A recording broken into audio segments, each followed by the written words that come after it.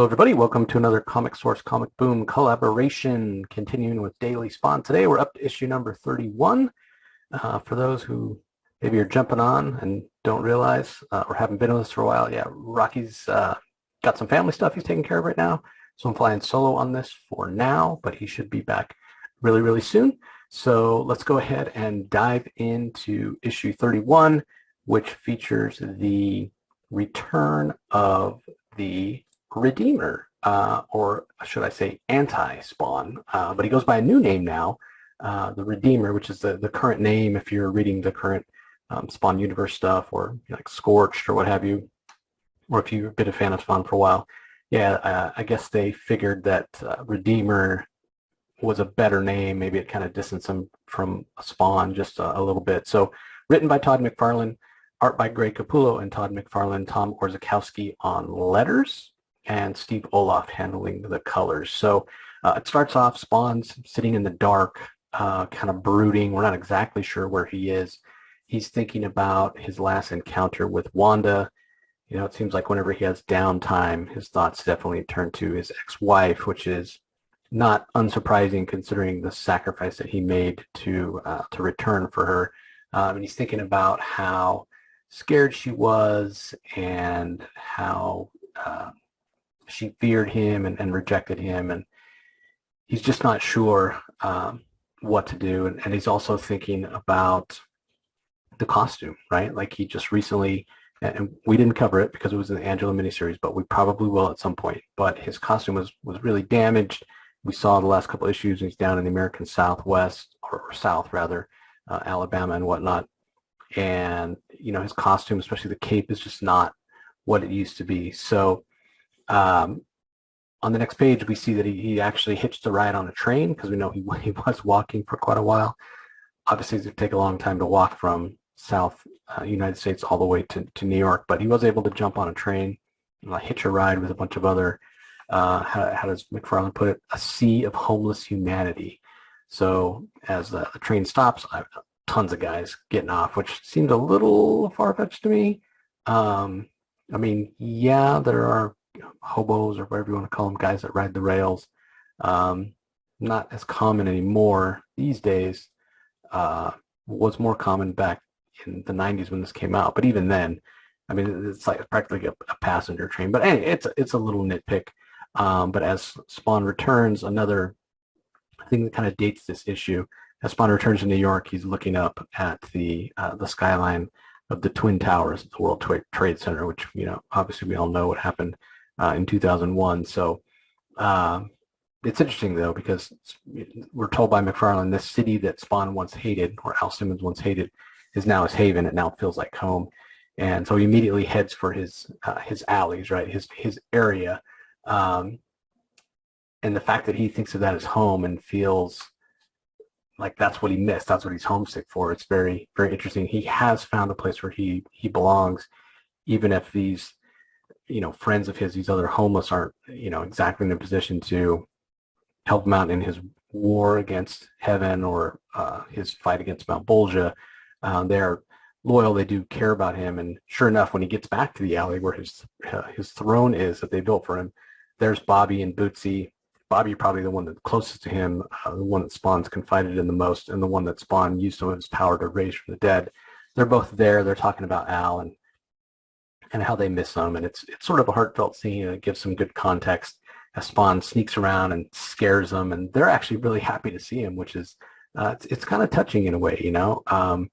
Yes, Spawn has protected them and protected the alleys against various dangers, but part of the reason the dangers exist is because of Spawn. And Bobby even kind of mentions that a little bit in a second here. But either way, Spawn is back where he belongs, in the alley, but you do notice that his cape is still, it hasn't healed. It's not back to its normal appearance. So meanwhile, not far away, we see the building that's the headquarters of Heaven on Earth, as it were. When last we saw, Gabrielle was in charge, but now apparently because of things that happened in the Angela miniseries, she's been relieved of her duty, and now Raphael, a new angel, has been put in charge, and she's asking for a status update. She's getting the status update from the orbital station, and she wants to know what's going on. And first of all, have they chosen another subject? They tell her that they have, and then she asks what's the status on the scanning, and they say there's actually three. There's three spawns or three signals, although two of them are very weak. So not sure why that is at this point. So when she hears that, she says, okay, what are you talking about? Are we talking about a partial spawn, a new spawn? And they're like, well, we're not sure. We haven't seen this sort of thing before, but they are all within a very small radius in New York. And when Raphael hears that, she's like, wait, right in my backyard? Okay, are you ready to deploy, the new soldier? And they say, yeah, sure. We picked somebody who we think will be able to tolerate the elemental fire better. That they will embrace it. They won't fight against it. They say we've decommissioned the first soldier, which we know to have been Jason Wynn. And so we see the Redeemer or anti-spawn costume there, and they're about to basically bond a new person with that, and we'll see that in a second. But we do get a quick interlude here with Terry Fitzgerald. Some great art on this page. The facial expression of Terry from Greg, I think, is top notch. And he's trying to, again, he's trying to track down why Jason Wynn was trying to frame him. But all the files that he needs to get access to, every time he tries, no matter what route he tries, it's access denied, which is kind of interesting, and I know computer systems were different back then and people didn't necessarily have knowledge of them. But I mean, if a file is like encrypted and locked down, like he's trying all these different ways to get to it. There's really only one way to get to a file on a system, unless the information is stored in numerous places, more than one place. But anyway, again, early times in the world of computers, relatively. So he thinks there's only one option left to him. Because he doesn't have the necessary security clearance, what he needs to do is he needs to be transferred into Jason Wynn's department, which is, kind of like going into the lion's den, if you will. So meanwhile, back in the alley, Bobby's talking to Spawn, and he's talking to him about what I mentioned earlier about how things have been quiet and in his mind kind of boring now that Spawn's been gone. That's both good and bad. And Spawn's like, well, what do you mean? He says, well, a lot of the guys, they were they're a little paranoid, and they're glad that things are quiet, and they're blaming the excitement that we've had and the troubles that we've had on the fact that you're here. But there's a lot of other guys like me and Bootsy and whatnot that, like, you've protected us. Bobby's like, you gave me my life back. Of course, I'm never going to turn my back on you. I'm always going to be your guy, but I do wish you hadn't left without saying anything. And Spawn's like, well, I didn't have a choice. Like, I got dragged off by a bunch of angels into this fight between heaven and hell. And after that, after this fight in heaven, they just dumped me in the south, and I didn't want to use up any of my limited power to get back here. So I've been walking. But you got to understand that it's not just me that's causing all this havoc. Like, there's a lot of people whose lives are out of control. Even the angels that I recently encountered, even they're not in control of their own lives. Not children. And he's thinking back to the kids who are being abused by their father. And he's thinking back to the Ku Klux Klan and the blacks that they were harassing and whatnot. So kind of a little bit of exposition going back to the previous few issues, although it does seem like in this issue, in the last couple issues, McFarlane hasn't given us a recap of the entire series or the origin of Spawn. It's been a while, and so it does seem like he's getting better at being less expositional. But anyway, as the conversation continues, Bootsy's asking him, what's the deal with your cape, right? It doesn't seem very impressive anymore. It really, it used to really be something. It used to be big and billowing, and it doesn't, like, it looks like there's something wrong with it, basically. And Spawn's like, yeah, I'm not really sure why it hasn't recovered. I feel like I've recovered, but for whatever reason, the cape hasn't. And then he asks about his warning sign that he had left. You know, he had left the curse, as he calls him, um, basically pinned up on the wall. And he's not there anymore. And the guy's like, yeah, we're not really sure what happened, but he must have been in a hurry because he didn't even like take all of his parts with him. So I think that's kind of funny that he puts it that way. So anyway, not sure what's going on with Spawn's cape. We did notice it in the last couple of issues that it didn't look like it was its normal self.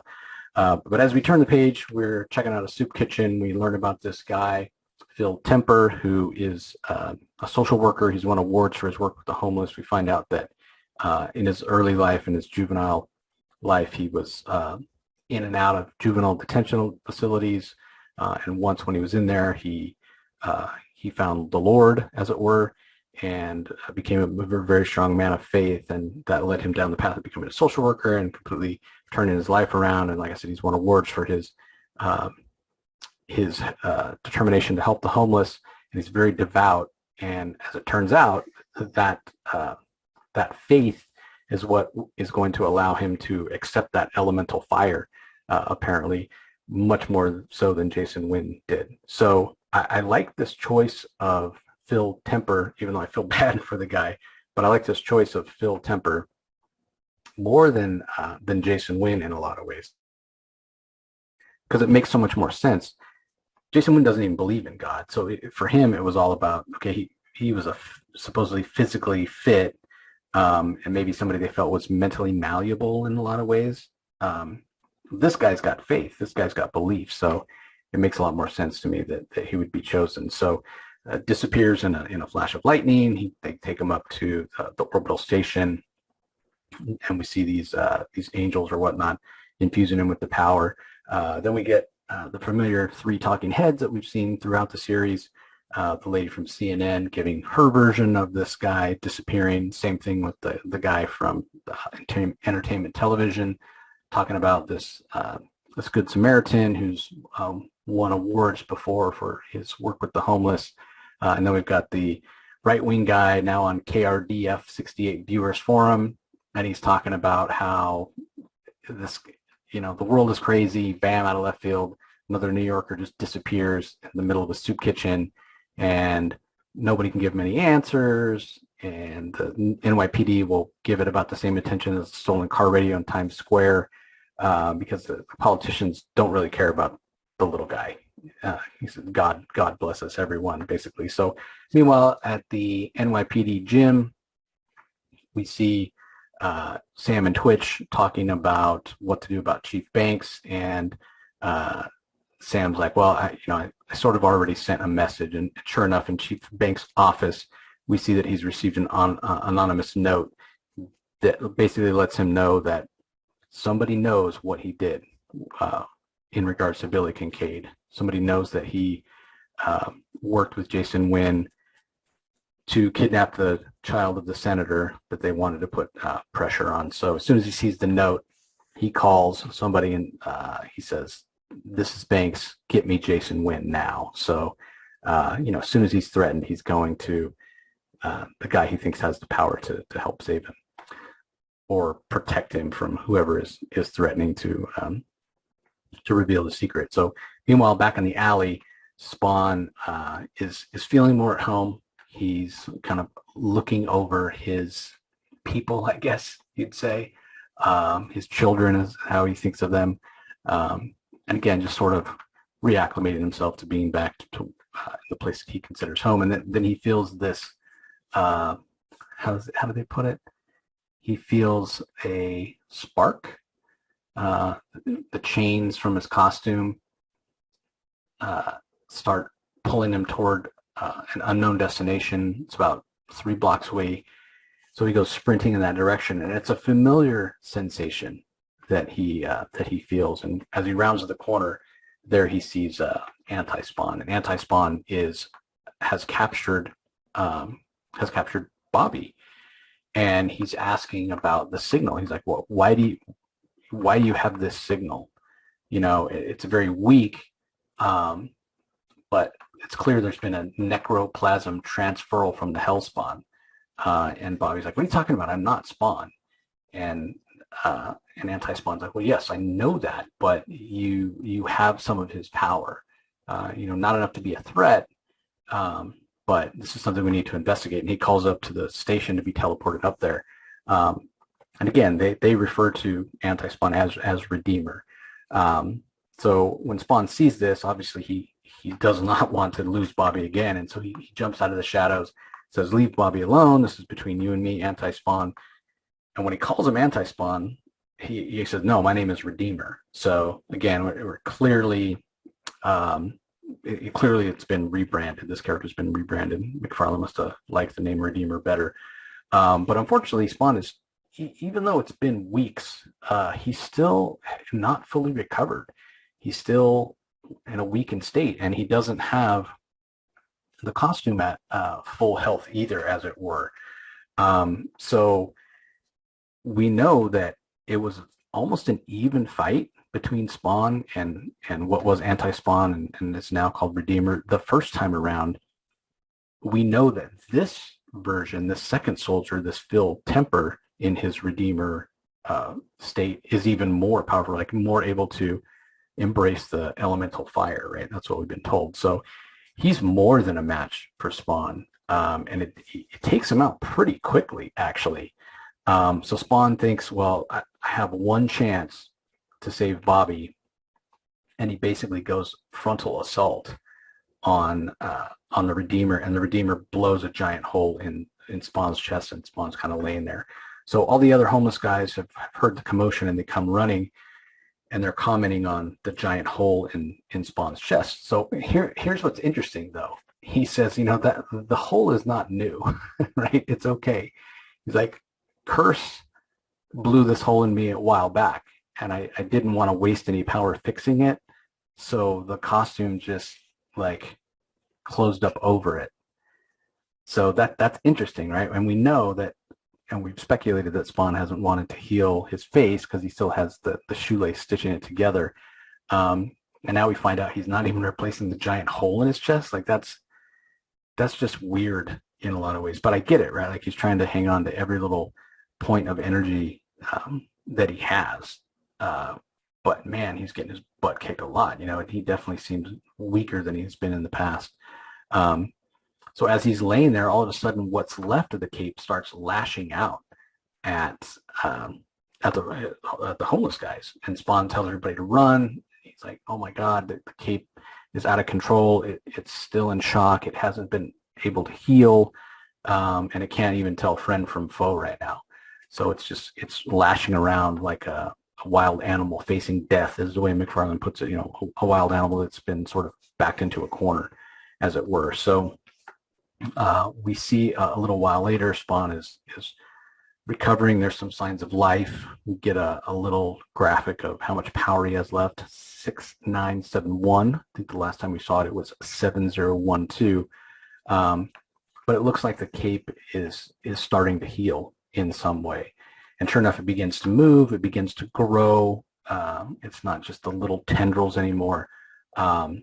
And when we get a look at the last page, even though most of Spawn is in shadow, it says the costume lives again, and it says next issue, a new look. So even when we do see the parts of the cape that aren't in shadow, it's still, it doesn't look like it looked before, and that's part of probably what they're saying with a new look. It still has holes in it and whatnot. So it's almost like this living entity that is this symbiotic costume has managed to regenerate itself, but it's not the same as it was previously. It's done something. There's some reason it was able to regenerate some of itself, but not all of itself. Maybe think of it as it's been scarred now, and it can't. It's gotten enough energy. Maybe that's why the energy counter changed from 7012 to the, what was it, 6971, because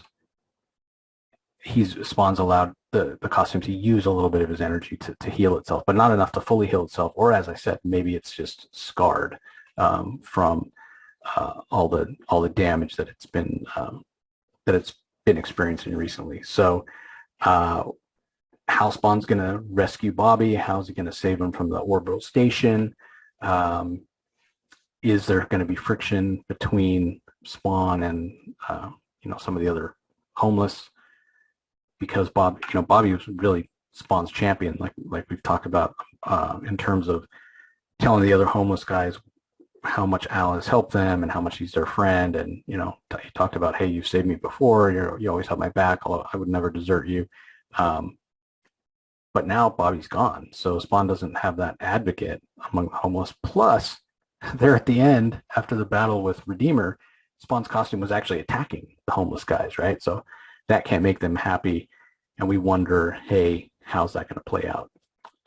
The other aspects of it, what's going to happen with Chief Banks and reaching out to Jason Wynn, which to me, like, I get why you do that, but at the same time, if I'm Chief Banks, I mean, I hope Chief Banks has something on Jason Wynn, right? Because, I mean, if you're Jason Wynn, we've seen how unscrupulous he is. If you're Jason Wynn and Banks calls you up and says, hey, somebody's got some evidence linking me to being involved with this kidnapping and killing of the senator's kid, if I'm Wynn, I'm going to just have Chief Banks taken out, right?